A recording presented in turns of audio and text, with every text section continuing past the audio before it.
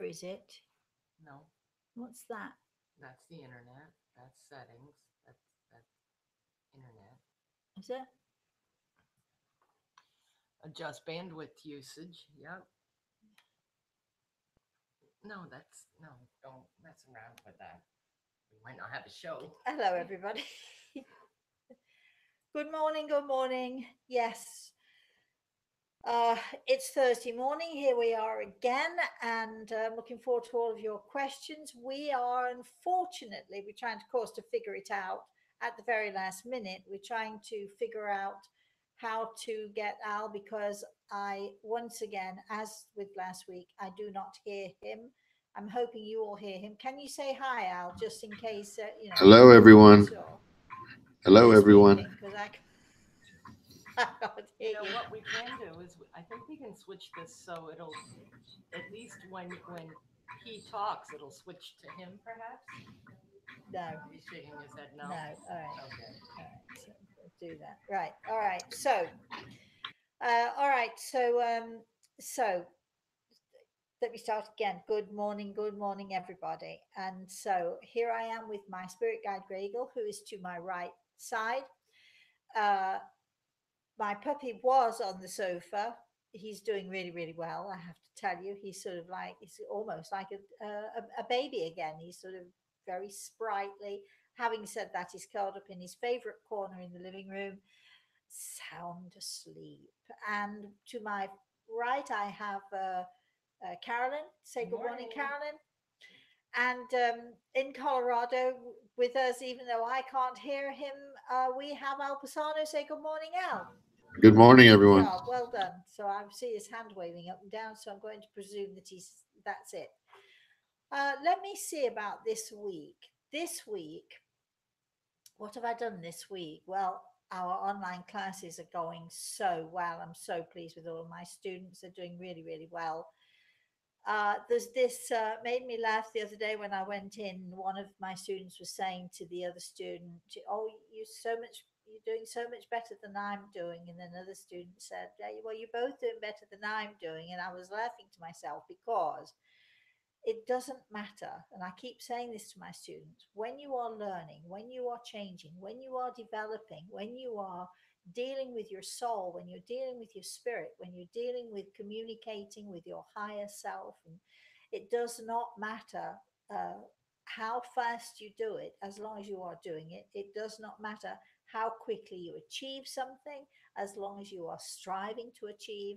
And what matters, here you go, my students will hear, oh, they might groan to hear me say it again, but it is the journey and not the goal. When you're climbing to the top of the mountain, remember, we're not mountaineers. We're not just focused on reaching the top to get to the top so that we can say, yay, I climbed to the top, here we go. Because as you climb to the top of a mountain, you want to take a look around you. You want to notice all the beautiful plants that are there, all the growth that's around. You want to notice the view from time to time. You want to notice where you are going, and your own feelings as you are trekking around that mountain matter. So it's so much more about the journey than it is reaching the top. Because hey, once you're at the top, where have you got to go?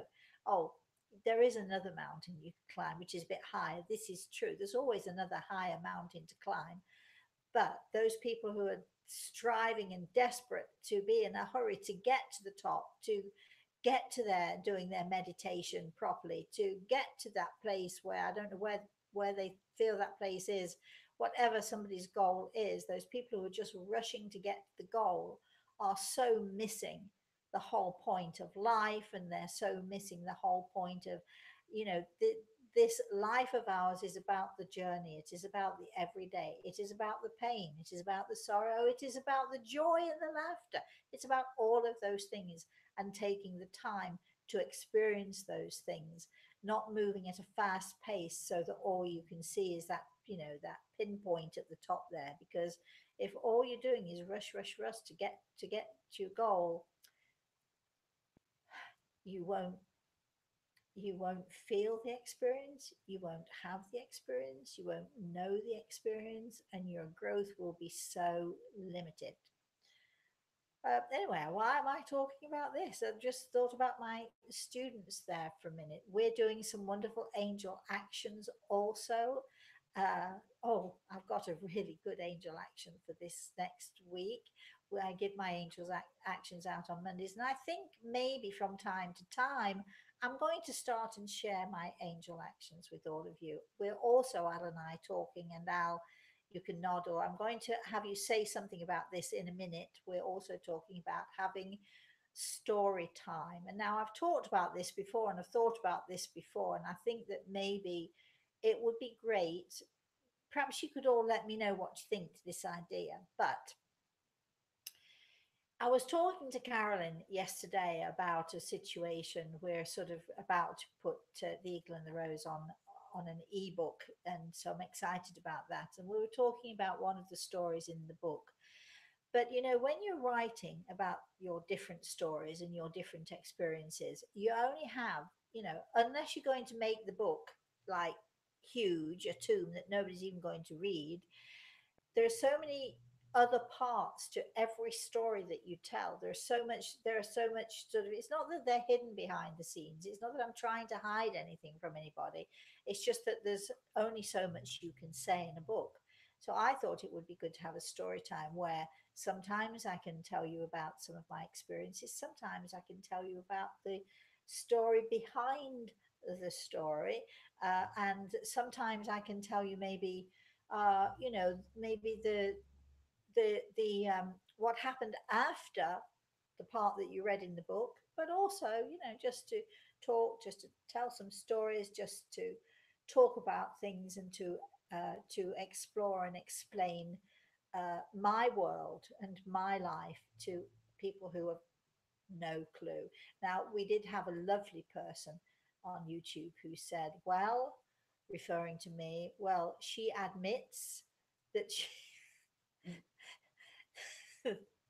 she admits that there are mental problems in her family, which of course I do. My grandmother used to hear voices too. I don't know that that's mental problems. I think that my grandmother did used to hear voices. It was everybody else unenlightened who thought she was crazy. I don't think she was crazy at all.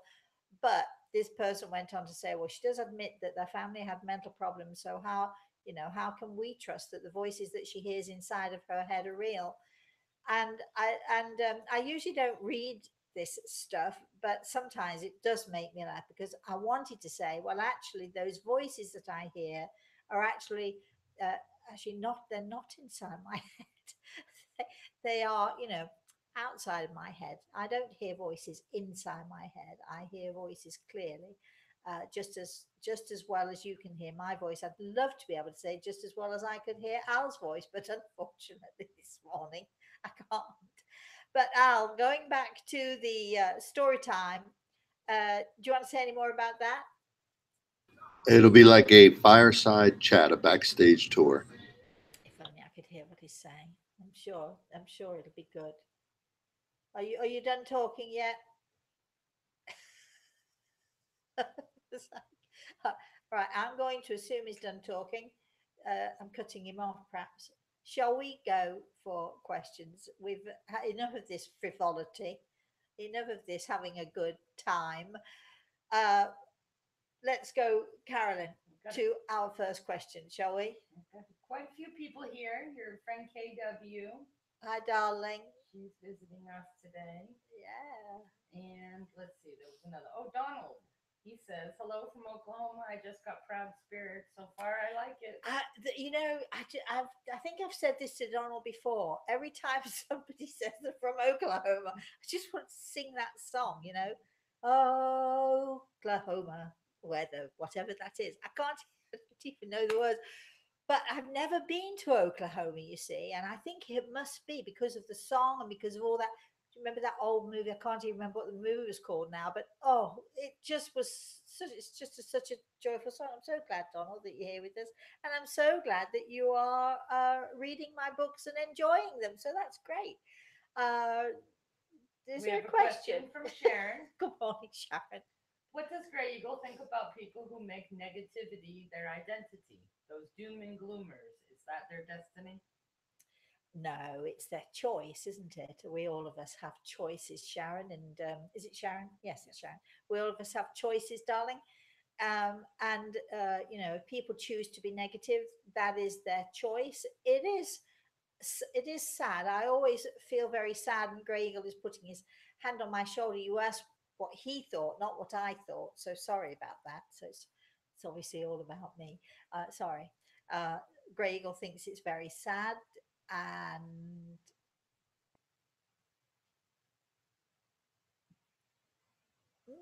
he and he's talking about when people put themselves in boxes and then they close the lid, and people who are negative apparently, I think it's a very good analogy, put themselves in boxes and close the lid. Nobody's allowed in, and they never come out. It's a shame, but it's their choice. We all of us have choices in our lives, which is what, you know, why we do our Everything is Attitude show on Friday nights, because everything is attitude and everything is about our choices.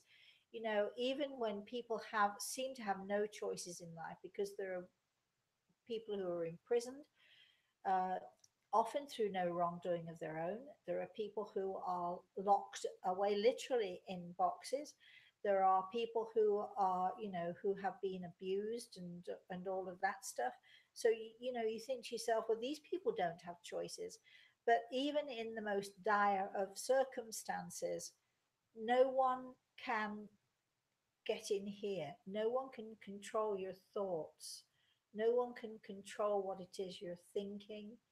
And so what you're thinking and what you're feeling and the way that you know, deal with your thoughts and your energy, nobody can beat that out of you. Nobody can take that away from you. And so even in the most dire circumstances, we hear of people who, despite horrific uh, things that happen to them, they come out of it and they are positive. And we hear of other people who have the same or similar circumstances, who just put themselves into a box, close the lid because it's too painful for them to come out. And negative people with negative thoughts are people who are struggling and people who have a painful experience or have had painful experiences, and so they choose to put themselves in a box. And you know, you heard what I said, they choose to put themselves in a box, their choice. Dean has a question. Good morning, Dean. Do close relation hang around together in the spirit world? Only if they want to. That was a short answer. If they want to, yes, and if they don't want to, they don't have to. Like minds attract like minds. Certainly, in my case, when I'm, you know, when I'm up there and then my daughter comes and then eventually my grandson comes, if they think for 1 minute that I'm going to let go of them when they get up there with another thing coming, although I really know it won't be my choice, it'll be their choice. But try and get away from me if you can. It's like, right, let's have another question, shall we? I'm not sure if it's Ave or Ave. AVE is their name. My father passed away a week ago. Where is his spirit now? Are they? I'm so sorry for your loss. First of all, I'm sure that he is wherever he chooses to be.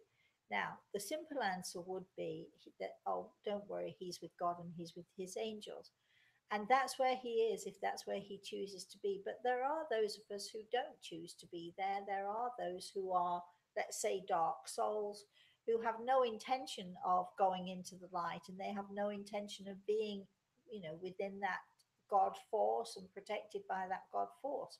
To them, that could be the worst thing that happened to them. So our loved ones go where they choose to go.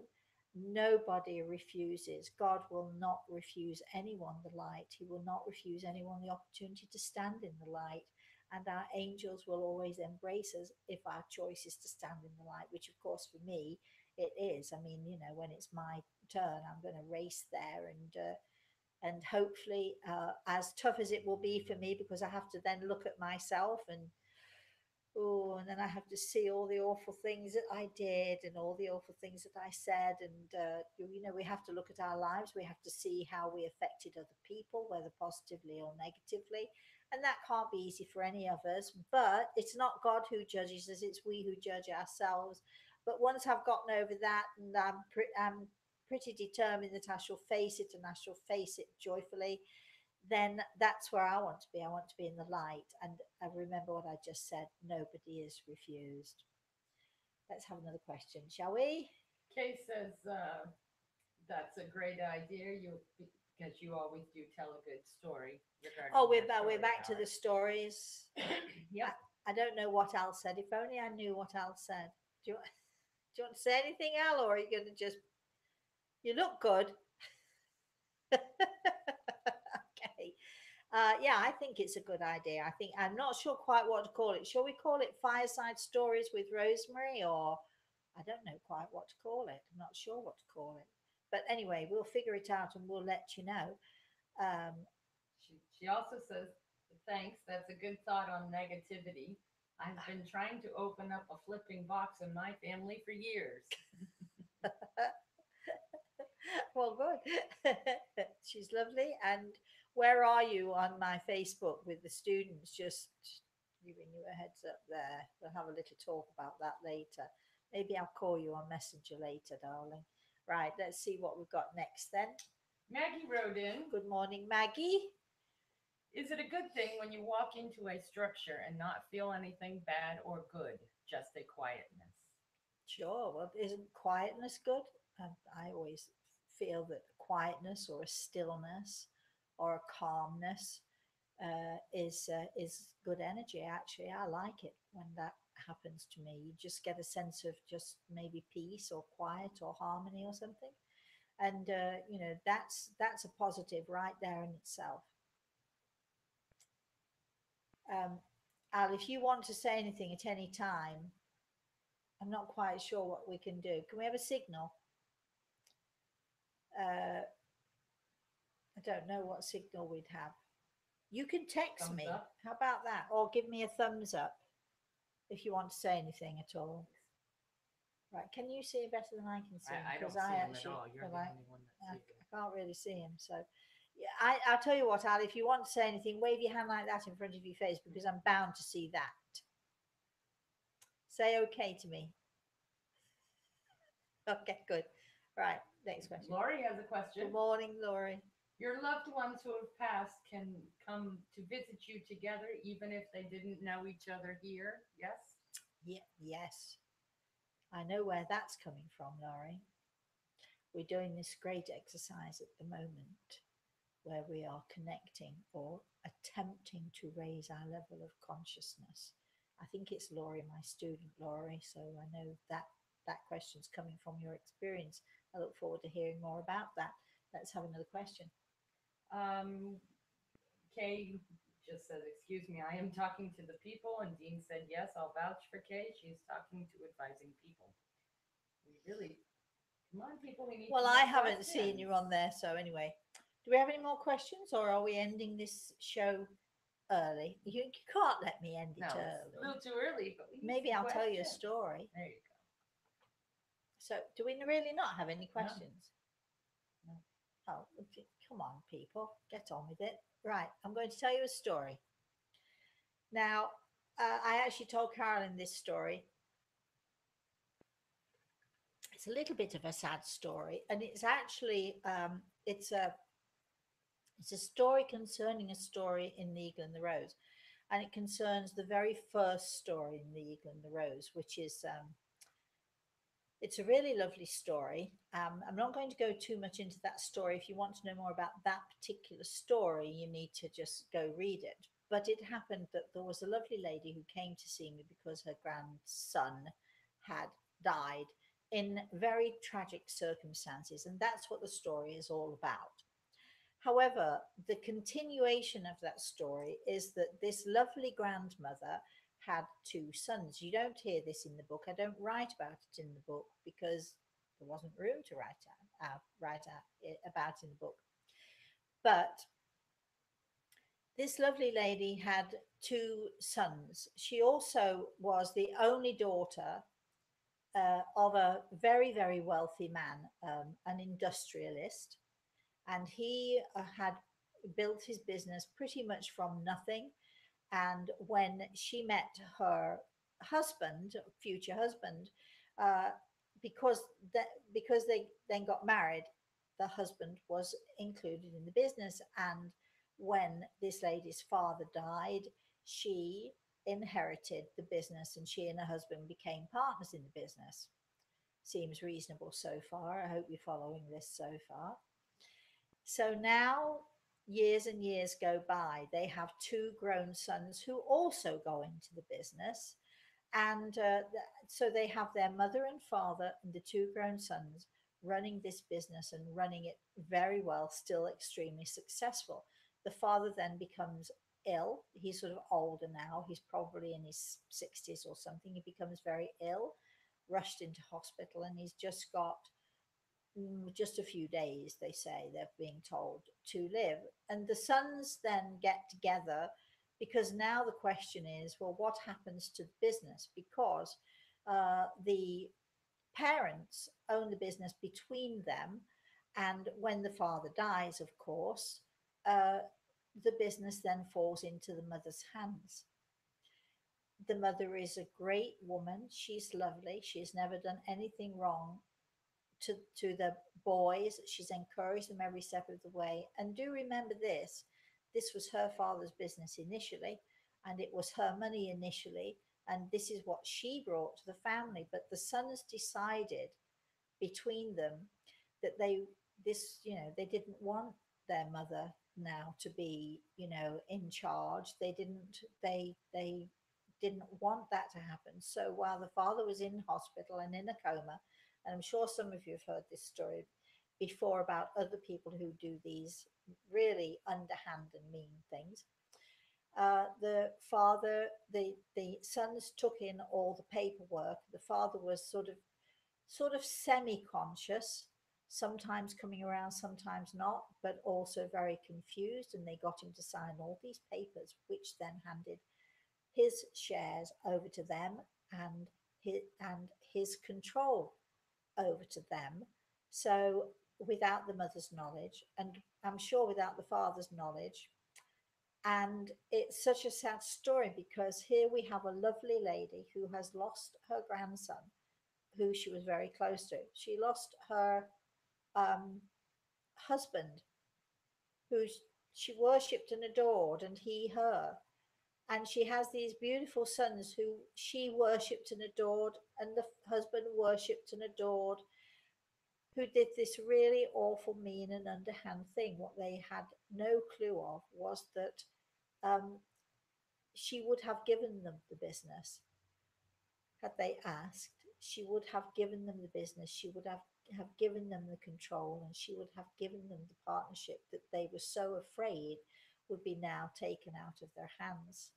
So she had the loss of her grandson, she had the loss of her husband, and now she was betrayed by her sons. So when she was sitting in my study, and you'll read the first part of the story, and it is a lovely story. It's a very sad story, but it's a lovely story. Sitting in my study, and then all of these other things, the next time she came, all of these other things came to light. People have such a terrible time sometimes. They have so many negatives that happen in their lives. And yet, this lovely, darling woman who was now in her mid 70s or something, failing with her health because she'd been battered and bruised, still had a relationship with her sons, but of course it would never be the same ever again. They may have won the business, but they lost so much more, and so much more that was far more important than a little piece of paper giving them control over a business that she knew how to run inside out and backwards anyway.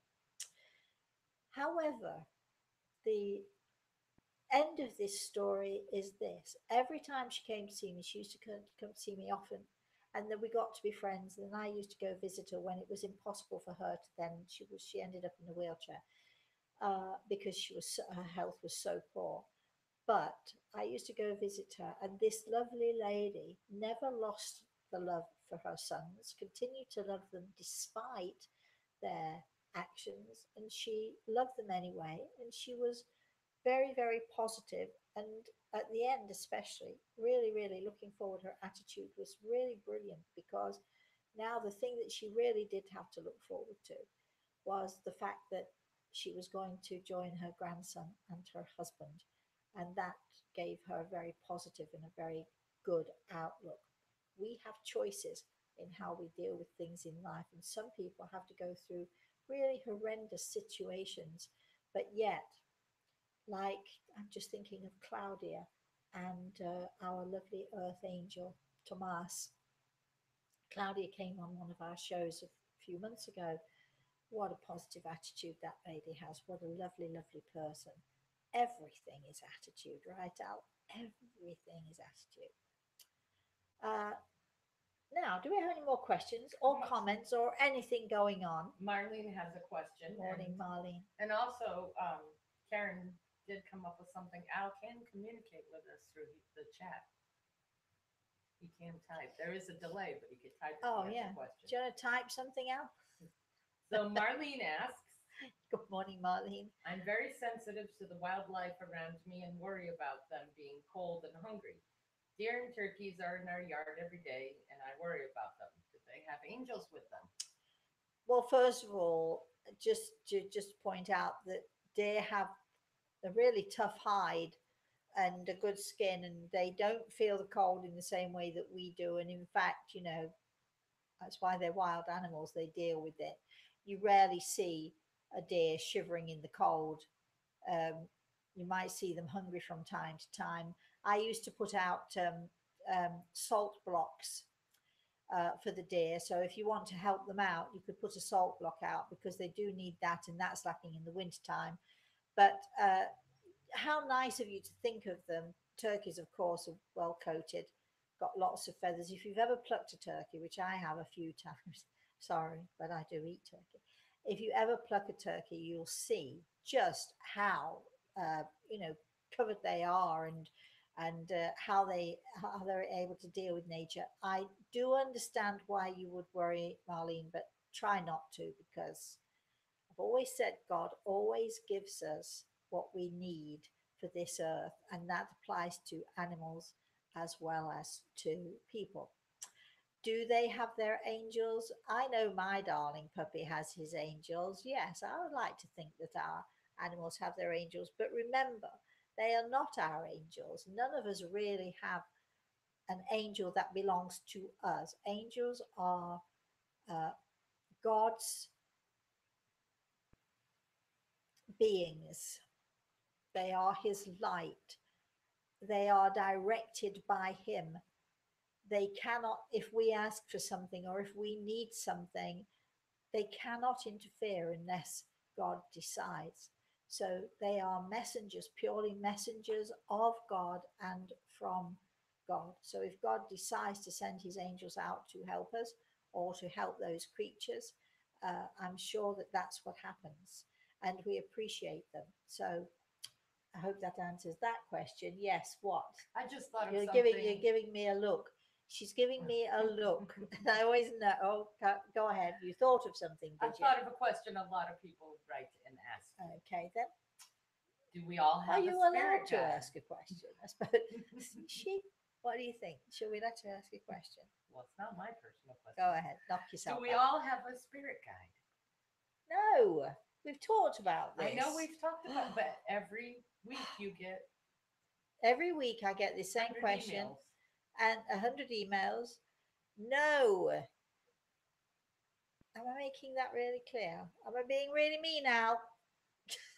It's like, we have our loved ones in the spirit world, we have our family in the spirit world, and we have our friends in the spirit world. But a spirit guide, and of course, I'm being really patient, and I do understand why you asked the question. I do get it, and I do get why everybody wants a spirit guide, but you can't have one. A spirit guide is a highly evolved spiritual being, highly evolved spiritual being who works with those who work in the spirit world or for the spirit world or with the spirit world. So a spirit guide is like that. You know, I've always likened it to the head surgeon, the heart surgeon in the most major hospital that you can possibly think of. Would that head surgeon teach first, second, or even third year students? The answer would be no. Why? Because he's busy dealing with those people who work with him on his level, or maybe people who he's teaching, but not the first year or the second year or the third year students. He's far too busy and he has far too much knowledge and far too much uh, influence. So he make sure, because if he's the one who runs the hospital, he makes sure that there are people around those first, second, and third year students who get help and advice and guidance, just as we have our family and our friends in the spirit world who give us their help and their love and their guidance. But somebody like Grey Eagle is a highly evolved spiritual entity who works with me because I work, let's be clear, full time. Now, full time means actually, full time means all the time. It's not like a 9 to 5 job. It's not like a, a 7 to 12 job. It's 24/7. We work, we talk, we are together, we are producing, creating, so on and so forth. And we are so in. People say, "Oh, you're a medium," meaning that that somehow you can put me in a box. It's not who I am. It's what I am. It's not what I do. It's what I am inside, and that's why I have a spirit guide, because we work together very closely. I hope that helps. And that was your question anyway. So I've reversed it for all of you out there who write in all the time and say to me, "Can you tell me who my spirit guide is?" And when people come to me for consultations, and by the way, if you would like a consultation with me, email us, rosemary at rosemaraltea.com, because we're getting a lot of comments on YouTube and we're getting a lot of comments on all the media, all that social media. How do I get a consult with Rosemary? How do I find, how can I, etc. Rosemary at rosemaryltea.com. Rosemary, Rosemary, Altea, Altea, with a thingamy on an ambient on the top of the A. Anyway, not that you really needed to know that, but Rosemary Altea. So it's Rosemary at rosemaryltea.com. And if you send in an email, you want a consultation, Carolyn will send you all the information that you need to make your choice and to make your decision. Mara has a question. Mara, good morning, Mara. I am constantly seeing references of the Archangel Michael. What are his messages? Um, Personally, I haven't spoken to the Archangel Michael, so I'm not really sure. But I think his messages, as are any angel's messages, and I'm checking with Grey Eagle: love, light, harmony, peace, and understanding. They're his messages. There you go. Al has a comment. Yeah. He said, I think people may get confused about the language. We all have spirits who guide us in some capacity, but not spirit guides. Yes. Yes, that's a good job, Al. Yes, but you see, here's the other issue that I have. I know that I'm weird. I know it's me. I know it's not all of you out there. I know it's me. But I never refer to people in the spirit world as spirits. I don't talk about there are spirits all around us. I talk about there are people all around us. There are people from the spirit world all around us. I'll occasionally say there are spirits around us, but I always try to clarify these are people. These are our loved ones in the spirit world. These are our friends. These are people who we know, still people. A spirit guide means a person, a highly evolved spiritual being who is able to guide our spirit, who is able to guide our light, who is able to delve in and to teach us. That's what a spirit guide is. They guide us in teaching us and in helping us to learn and to understand to raise our level of consciousness to the point where we are able to connect with the spirit world. But just again to clarify, they are not spirits. Is there a spirit there? Don't ask me. I'll tell you there's a person there. We're all spiritual beings. Some of us here on this earth, and some of us have already gone home. But we are all spiritual beings, as Teilhard de, I never can say that name, de Jardin says. Sorry, I mucked it up again. We are all spiritual beings having a human experience. But I like to go one further and add, and this is my addition to that incredibly famous phrase. So we are spiritual beings having a human experience, and I add, and hopefully in a spiritual way. That's my little add on to that. Let's have another question if we can. Karen has a question. Good morning, Karen. Can you explain the difference between contemplation and meditation? I think I know the difference, but I'd like to hear how you would explain it. Excuse me. Sorry, I'm not bored, honestly. I'm not. I don't know where that yawn came from. A lot of people love the idea of meditation. A lot of people tell me that they meditate. People tell me that they meditate every day. I've even had some people tell me that they meditate for 3 or 4 hours every day, which I think is wonderful if you've got the time to do it. I personally do not have 3 or 4 hours in a day where I can just sit and meditate. But I know the Buddhists, the ancients, the monks, they all used to meditate, sometimes all day, every day. Meditation is a state of being. Um, but often when people meditate, is Al trying to catch my attention, or is it just moving around? I don't know.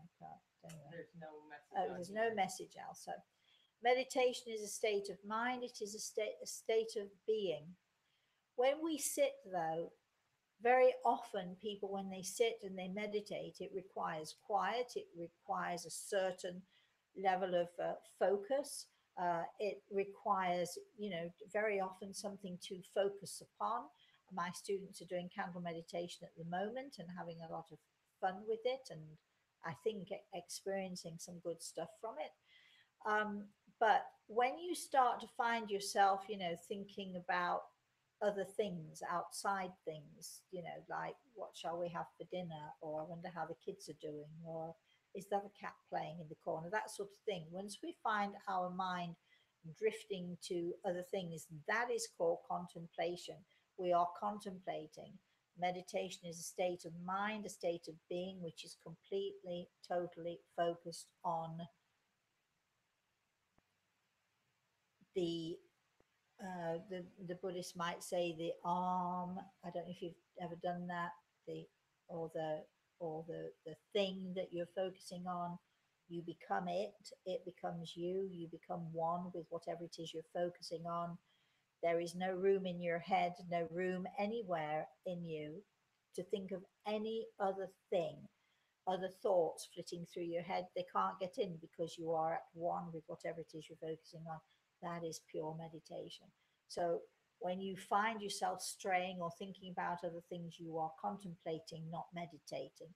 Not that there's anything wrong with contemplation, I have to tell you, but it's not meditation. I hope, Karen, that satisfies your question. Let's have another question. Dean has a question. Good morning, Dean. Again, this is your second question. Go ahead, darling. Since spirit guides must know the future, do they decide at birth who they will assist? Did Grey Eagle stick by your side when you were young? Yes, it's actually not a bad question. This question, quite like this question, Dean. According to my information, Grey Eagle and I decided prior to my coming here to this earth that we would connect, that we would work together, and so on and so forth. It was something that was decided before I ever came here. I always like to say, of course, this is a joke. Just for those of you who don't have my weird sense of humor, I just have to point out that this is a joke, what I'm going to say. But I always think that that we drew straws, Grey Eagle and I, before we came here, and he got the short straw. I always think because he has to deal with me, and that can't be an easy thing at all. So I always feel that he got the short straw, and I got and I got the chance to learn, to grow, and to experience all of this. He's laughing. He puts his hand on my shoulder as I'm talking to you, and he did not get the short straw at all. We're about even, he tells me. So that's good. Wow, we're even. Wow. Uh, yeah, I have to think about that one too. Let's have another question. Marlene has a comment. Rosemary, I have a remarkable story to tell you about. Without knowing it, we moved to the very same area my ancestors developed in the 1700s. I had no idea that I had family in Maine. We actually bought a house not even 20 miles from the tiny town my great grandmother was born. She passed about 2 hours from where I was born. I'm very fascinated by genealogy. Isn't that interesting, how that happens and how our energies sometimes collide? Or perhaps it's that our energies are not colliding, but they are coming together as they are meant to do. That's intriguing. I sort of am intrigued a little bit by genealogy also. So I understand, Marlene, right where you're coming from. Let's have another question. That's about it. You were just talking about the monks. What was the purpose of the monks meditating all? What was the? To become at one with themselves, to become at one with their soul, to become at one with the universe, that universal God force. The purpose of meditation is not just the ancients, not just the ancient, not just the Buddhists, but in every religious culture around the world. If you go back, you'll find that people were always striving to learn more about their spirituality, um, to use their spirituality. I mean, it was a natural thing that we did years and years ago. And we're doing candle meditation. The students are doing candle meditation, and one of the fascinating things I always think, we're sort of coming towards the end of our meditation lessons, but there is one thing that I'm asking my students to do at the end of all of this next week, please. Oh, this week, actually, it's tonight, actually. So tonight we can talk about it. But, what was it like years ago? When we're doing candle meditation, does it ever cross your mind that, we've got electricity, we switch the lights on, we switch the power on. My TV has not been working for the last week. Not that it's any great issue for me because I don't really watch TV too much, and I've got my iPad anyway, so I can always tune in that way if I want to.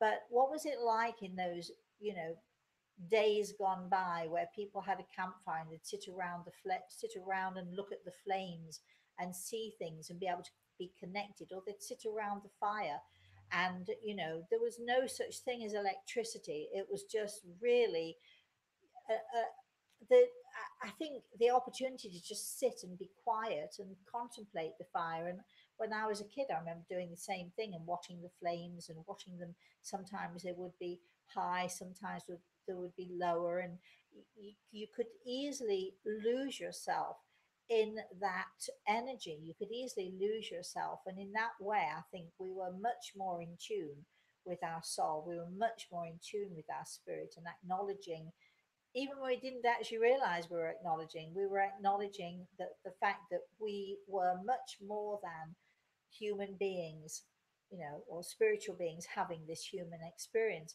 We were able to tune in more because there were less distractions. And nowadays, it's so sad. Wherever I go, walking down the street, in a store, at a restaurant, even in the movies, believe it or not, you suddenly see, I'm in the movies. I was in the movies the other day, and all of a sudden you're distracted because you see there's some sort of light or something.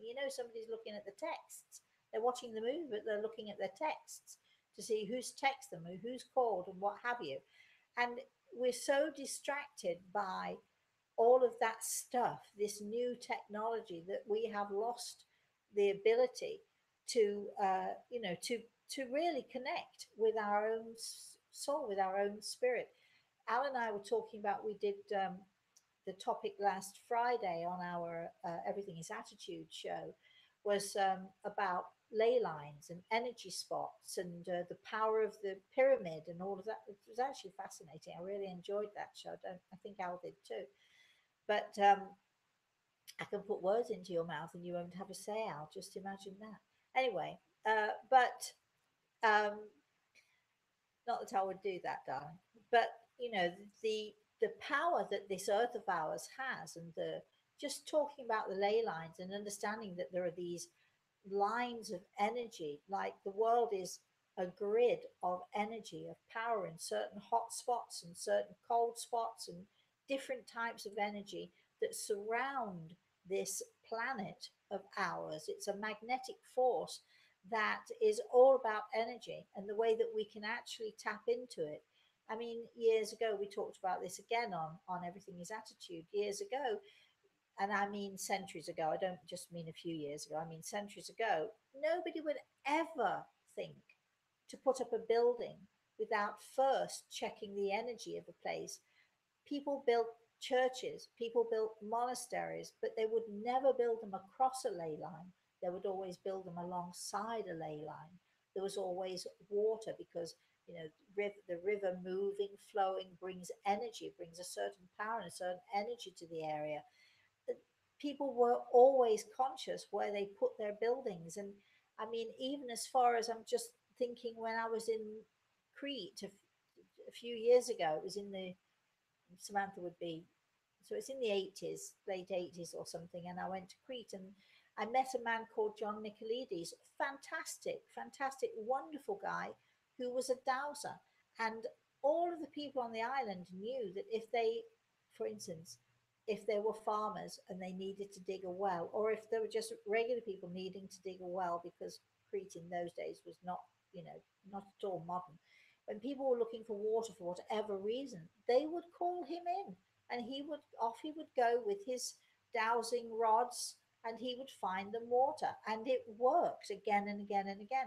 How on earth did he find that? Well, he certainly didn't find it by putting his earphones in and listening to music. I can tell you, he was listening, he was paying attention, he was paying attention to his energy, and it turned out that he was an amazing healer. And that story is in, I think it might be Proud Spirit. I think it might be in that book. But I tell the story of how I met him. And talking of stories, this is another fireside story. We were in this tiny little car, my boyfriend, and my daughter, who was then probably around the age of, I don't know, I'm going to say 10 or 12 or something. And I can't remember exactly how old she was, but we're in this tiny little car. We were driving through, on the island of Crete. It's very dry and it has sort of high roads, low roads. It's sort of a little bit mountainous in places. And we were driving through no man's land looking for this little town of Spitali.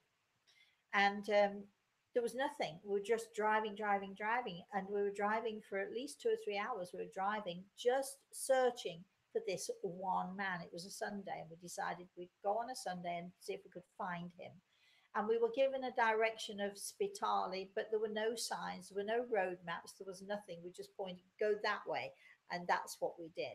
Several hours later, tired and hungry and hot and sticky in this little tiny Fiat car, it was very uncomfortable. We finally see this signpost at the side of the road. Now, when I say signpost, I mean it's a stick with a piece of wood at the top, and in red paint, it said, if you could read it, that is, because it was faded, it said Spitali. So we said, well, this must be the town or the village or whatever of Spitali, which is where we were searching, what we were searching for.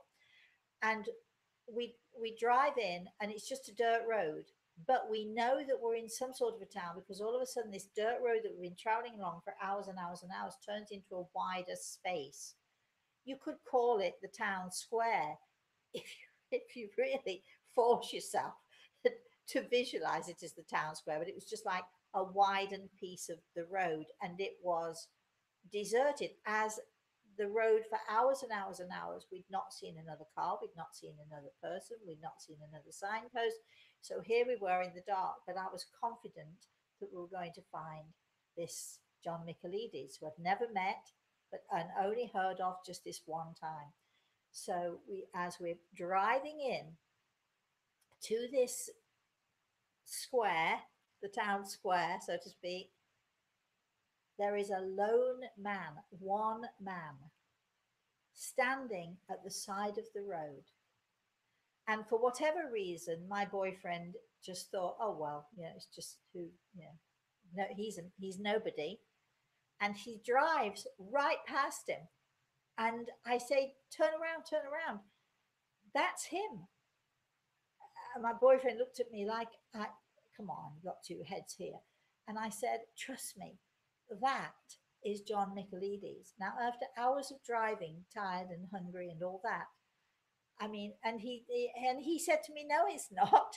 And it's like, hold on, yes, it is. Please turn around. That is John Michaelides. So ahead of us now is this dirt road. The choice is, do we travel how many more hours down this dirt road, or do we turn around and speak to the sky? So we turn around. My boyfriend is at the side where this man is standing. We have our windows down. We're trying to get air into this car. And this guy is very tall and very slim and sort of not particularly well dressed, I have to tell you. Just looked like an old Greek guy.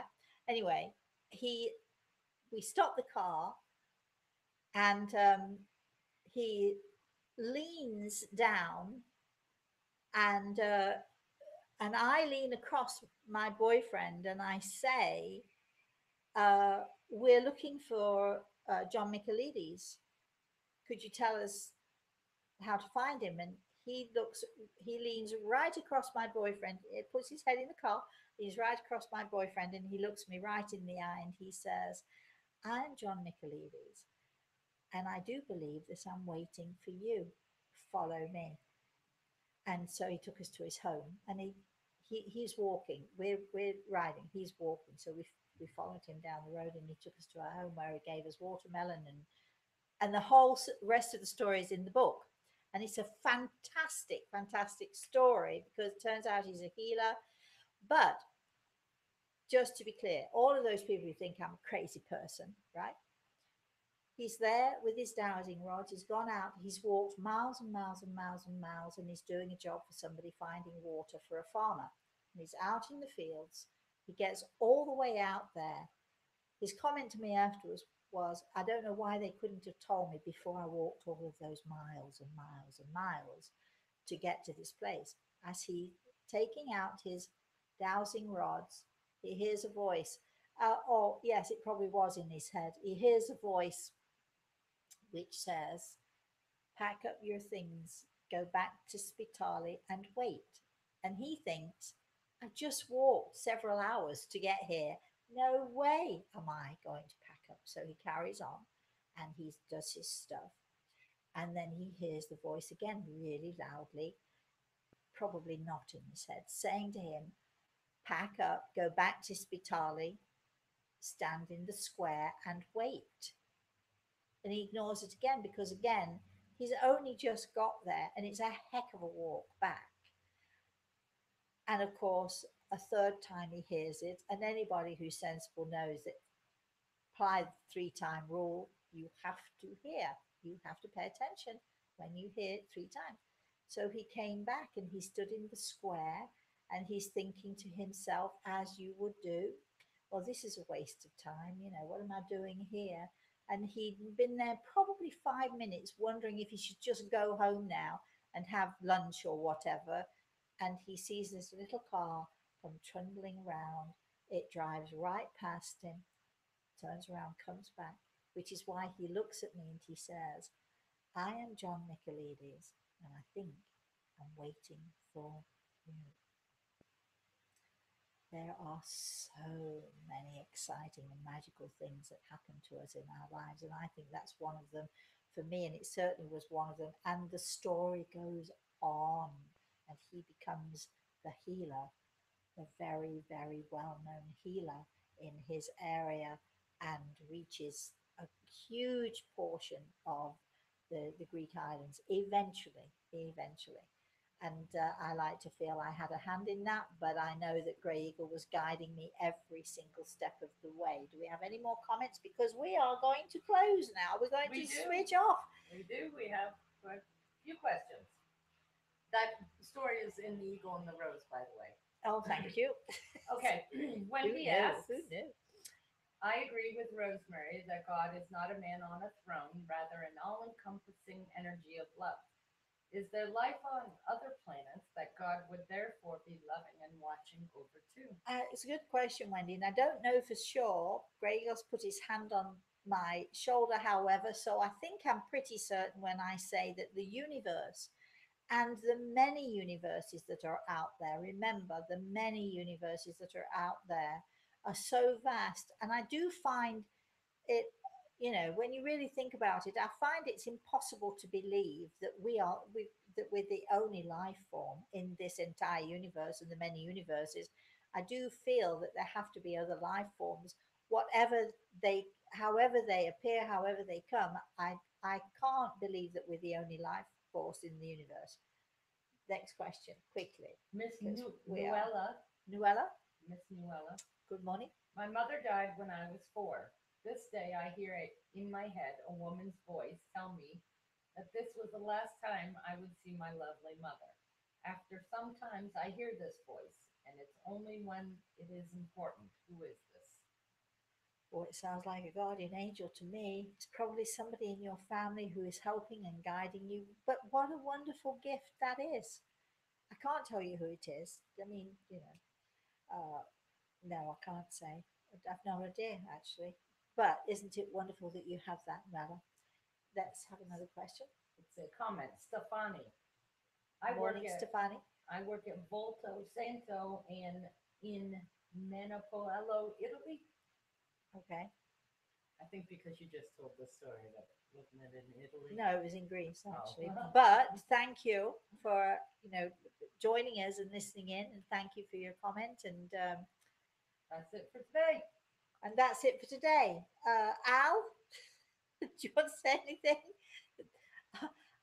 Thank you. You're my silent partner today. So, I can hear something when he's speaking. I can hear, like, I don't know what it is. I'm wondering if my speakers are broken in this computer.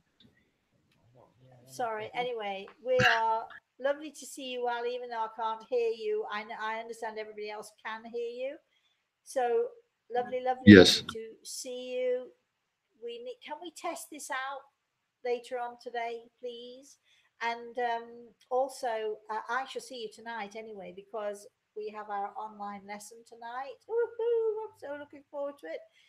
If you want to know more about our online lessons, please email me, Rosemary at rosemaryltea.com. If you want to know more about Everything is Attitude show, you can either email Al at alpisano.com, Pisano.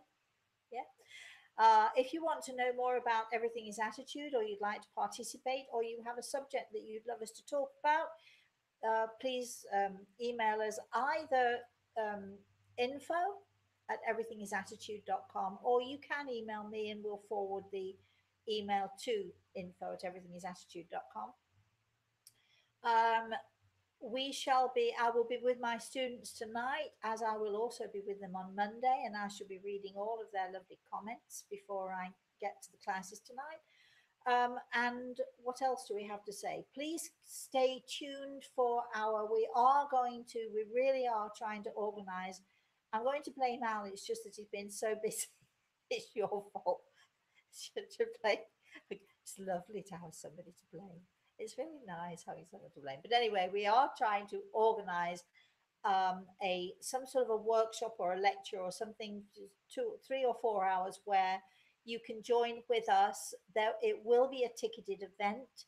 Um, it'll be an online event. It will be ticketed, but it won't be, it won't be out of most people's pocket range, because you all know I like to try if I can to make this available to everybody. So it will be a ticketed event. Please watch Facebook for that, or keep tuning in here, because I'll be talking about my work. We'll be taking questions, and I probably will be giving messages as well. You never know. We can do a lot in 3 hours, can't we? Or 4 hours, or however long it's going to last.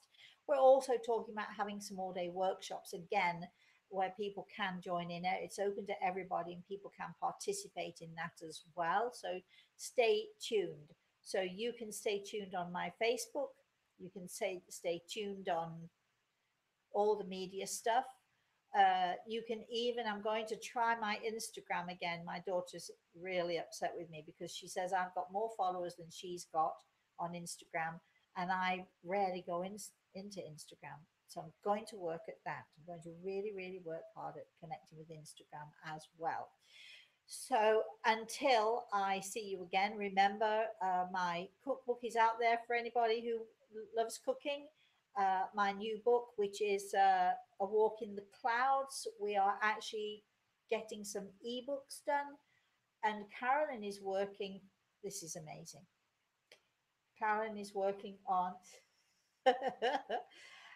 putting some ebooks out there in different languages. We're not quite sure. We're using Google Translate. We're hoping that it's going to work. We're not quite sure. And as I don't speak fluently enough any other language, we're just going to have to rely on people's comments and their comparisons with the English versions to the Italian, French, German, Spanish, whatever we can come up with. Anyway, we're going to be publishing some of my books are as ebooks and in different languages, so you can actually get to read them in your own language if you'd like. If you want to know more about that, if you want us to notify you when we do it, email me, Rosemary at rosemaraltea.com. In the subject line, write ebooks, and then we'll know what it is you're after. If you want a consultation with me, email Rosemary at rosemaraltea.com. In the subject line, consultation. You get the picture. If I see you tonight, lovely. If I see you tomorrow and everything is attitude, fantastic, wonderful. Our subject is going to be, we're having a guest on tomorrow who's going to talk to us how she handled the loss of her child. So that, it looks to be a very moving but a very enlightening show tomorrow. That is 6 p.m. Standard Eastern Time. That's Everything is Attitude. And if you want to know more about that, or if you want to check them out, you can find them on my Facebook, or you can find them on YouTube if you want to go back and see the other things we've talked about. If you want to go and check out the ley lines conversation, that was amazing and fantastic. Again, go either to my Facebook or go to YouTube and just, write in Everything is Attitude, and that should take you to where you want to be. In the meantime, Al, thank you. You've been lovely. Didn't say much, but you've been lovely. Carolyn, thank you very much. A special thank you to, of course, to my spirit guide, Greygle, and to my puppy, who is still sound asleep in the corner there. And until I see you again, wherever it is that I might see you, because I'm all over the place these days. So check me out. Keep watching and looking for all the information that's going to be coming up. Until I see you again, please, please, please, I've got to now find that little white arrow, which is, where is it? Oh, there it is. Until I see you again, please, please, please, will you please have a very, very, very blessed day.